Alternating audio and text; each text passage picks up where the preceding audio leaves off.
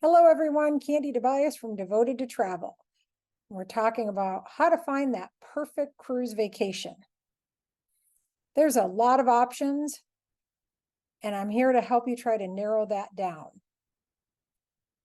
So as you think about where you want to cruise, of course, itinerary is going to come into play. Are there particular cities you want to see, or a region or islands that you would like to visit? If you feel strongly about going to certain places, then yes, that's going to start narrowing down. But if you're pretty wide open, you just know you want to do a Caribbean cruise and you haven't really thought much about the islands, or you're pretty open to going to any of the islands, but maybe it's more important to you about the cruise experience. So the second thing we're going to look at is different cruise lines and ships. Now you have a wide variety of choices. You can go from less than 200 passengers on board to some of the newer boats that have over 6,000 passengers on board. It's a lot to figure out. As you think about the different cruise lines, I'm going to put them into categories for you. So there's the mainstream cruises. These are the ones that everybody kind of knows. You're talking about Carnival, Royal Caribbean, Norwegian, MSC. They tend to have the mega boats, the large ships. Royal has 2 new ones coming out in 2024 that will be over 6,000 passengers. They focus a lot on entertainment, a lot of different options. These can be great if you're entry level, just coming in, large groups where maybe some folks can't afford as much as other people, or if you have kids. Maybe you've cruised before, you want to try something a little upgraded, you want to go to the premium level, or you have been pretty loyal to one particular brand and you'd like to try another.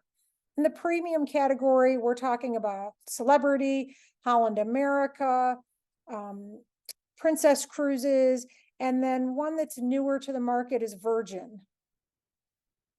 All of these are great options, trying to think about what you may want to cruise on next. And if we go up from there into like an upper premium or an entry level luxury, you're looking at Azamara, Oceania, Viking, Windstar, and Disney would be included in this. Some people consider it a luxury. It's kind of that entry luxury, because if you look at the luxury lines, now we're talking Crystal Cruises, Regent Seven Seas, Ritz-Carlton Yachts, and Seabourn are some of them.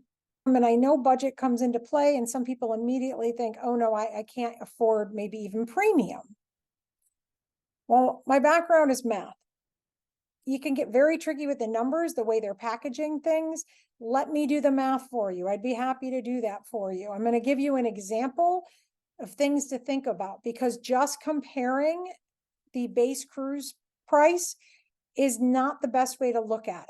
Not for what the total vacation may end up costing you. So for example, I was pricing out the other day a 4-night cruise. I was looking at one of the mainstream cruise lines, and it was about $850 for a balcony cabin for one per passenger. I looked at Virgin Voyages, which is in that premium category, and it was pricing for 4 nights, similar cruise, $1,100. So some folks would say, well, I don't know that I want to pay that much more, $250 per person, $500 more for that cruise. Well, you have to consider what's included. The one in the mainstream market didn't include anything extra. Virgin Voyages automatically includes gratuities. They give money towards drinks. There is no extra cost for specialty restaurants, and they have 5-star Michelin restaurants, and the Wi-Fi is included. So depending on what you would be adding on to that $850 cruise, you're probably going to pay more. Nowadays, when I go on cruises, it seems like everybody has Wi-Fi. I mean, years ago, I used to love just shutting the phone down and not connecting at all. And that's still a great way to go, but a lot of people add Wi-Fi. That Wi-Fi for the base is probably going to be at least $15 a day. And that's going to be not great Wi-Fi. If you want the enhanced Wi-Fi, it could be up to $40 a day. So that's a cost you're going to have to add on. If you're going to use some of the specialty restaurants, you have to consider that cost. So again, happy to do the numbers for you, but it's a lot to consider. So some of the things that they're starting to package, Norwegian has done packages for quite a while as far as including drink packages and not. And some people don't even realize that on some of these cruise lines, if you don't say drink alcoholic drinks, you probably don't want a package that includes them. You are paying for that. So something to think about.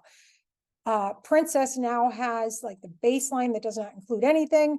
Then they have a plus and a premium package. And they recently have changed what is now included. So some things that you used to get automatically across the board, you no longer get. And I'll give you an example. They have a great restaurant, little kind of like Italian with pizza, sit down, and that has always been included. Well, now Alfredo's, if you have that base package, is going to be $14.99 a person to be able to dine in that restaurant. They've added in some others that used to have some nominal charges, but if you buy one of their packages, it's included.